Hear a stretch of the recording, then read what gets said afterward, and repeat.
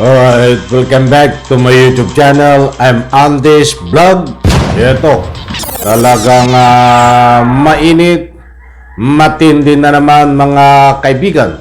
Itong ating tatalakayin tungkol dito sa dating Vice Presidente Leni Robredo. Hindi naman po lingid sa inyong kaalaman, mga mahal kong taga-subaybay, na mainit at pinagtutulong-tulungan ng taong bayan netizen ang panawagan na piliin iluklok si Leni Robredo bilang kapalit ni Vice Presidente Sara Duterte diyan po sa kagawaran ng edukasyon. So, ibig sabihin ay kailangang ipalit at piliin ni Pangulong Bongbong Marcos si Leni Robredo na italaga bilang sekretary ng DepEd, mga kaibigan. Naku po. Sa puntong ito ay nagdesisyon na itong si Leni Robredo at nagpaalam na rin po diyan sa kanyang partido LP. Ako po. Ay hati rin po ang opinyon ng taong bayan. May nagpabor na pwedeng manungkulan as DepEd Secretary si Leni Robredo. At mayroon din na ika nga po ay hindi pabor. Ayan po ay normal. At kasama na kapag nagkakaroon ka po ng ika nga po'y pagtatalaga, may pabor at hindi, mga kaibigan. So, bago tayo magpatuloy, isang like lang po sa video na ito. Kung hindi ka pa nakasubscribe, please subscribe at sabay-sabay po nating i-like ang video na ito, mga kaibigan. Naku po ay ilang araw na po ang binabantayan simula po nung pagbitiw ni Sara Duterte ay isinusulong ng taong bayan ang pangalan ng Leni Robredo. Ay ang gusto at napupusuan hindi po lahat ng netizen ay itong si Leni Robredo bilang kapalit ni Sara Duterte. Sa lahat na nagbibigay ng public opinion diyan sa comment section, pabor po ba kayo sa muling pagkakataon? Gusto ko pong kunin muli ang inyong panig na ano ang reaction nyo dito. Kayo po ba ay pabor o hindi? Sa nagbibigay ho ng pabor, yan po ay nilerespeto ko ang inyong public opinion. At sa mga hindi ho nagbibigay ng pabor, yan ay buong puso ko pong nirerespeto dito sa aking maliit na YouTube channel. Kaya wag po kayong mag-alinlangan, matakot kung ano man ang inyong komento, public opinion dito sa pagpili, pagsulong ng taong bayan na kailangang italaga bilang sekretary ng DepEd itong si Leni Robredo. Yan po lahat ay nire-respeto ko, basers man o hindi. Nako, bago tayo magpatuloy, sa lahat ng nagtatanong kung bakit wala daw update ako dito kay Mayor Alice Go.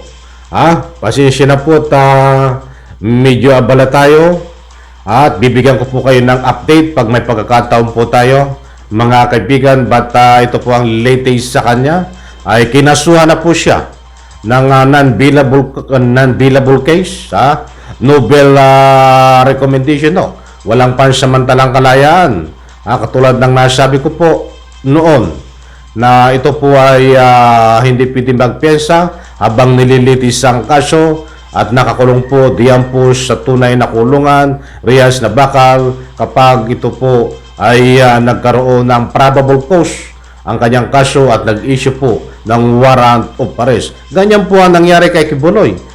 Dito po sa human trafficking, ay halos ganun din po ang kaso nitong si Mayor Alice Go. Okay, pasensya na po for interrupt. Bigyan po natin ng linaw mga kaibigan itong pagpaalam ni Leni Robredo sa Partido LP, sa kanyang kapartido, at siya po ay yan po ay kinumpirma na.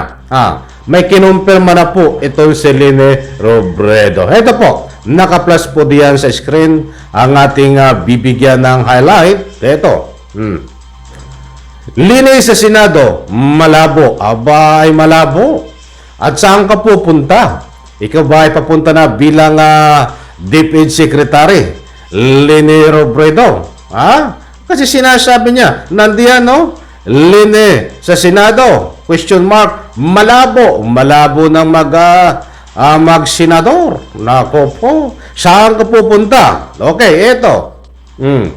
Kinumpirma ni dating Vice Presidente Leni Robredo na hindi siya tatakbo bilang senador sa 2025 midterm election.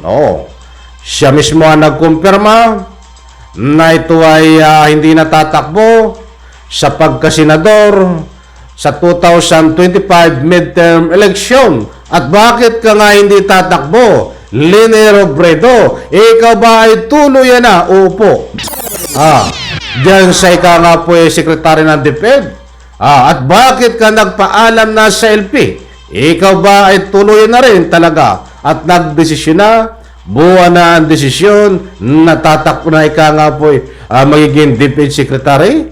Para sa lubos niyo pong maunawaan mga kaibigan, eto. Ayon sa dating Vice Presidente, ipinaalam na niya ang kanyang desisyon sa Liberal Party. Maliwanag mga kaibigan.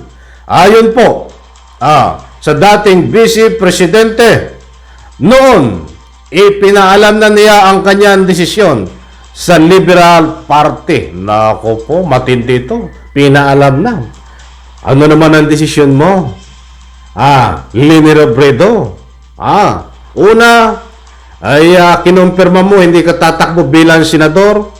Ito naman ang iyong, dito naman sa iyong pinaalam na ang kanyang desisyon sa Liberal Party. Ano ito? Ituloy po natin. Aniya balak na kasi umano niyan tumakbo bilang alkalde sa Naga. Ayun pala naman.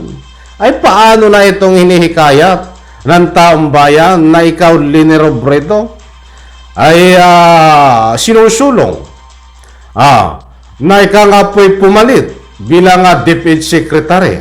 Ay kung ikaw ay tatakbo ng bilang alkalde sa Naga, ibig sabihin ba ay tatanggihan mo ito kapag nagkaroon kayo ng kumpirmasyon na ikaw na mismong galing sa Malacanang na napupuswang ka o itatalaga ka? Yan ba ay tatanggihan mo o alin ang pamimilian mo? Ito bang tatakbo ka bilang mayor ng Naga o magiging DepEd Secretary? But anyway, abangan po natin yan. Ito, isunod po natin.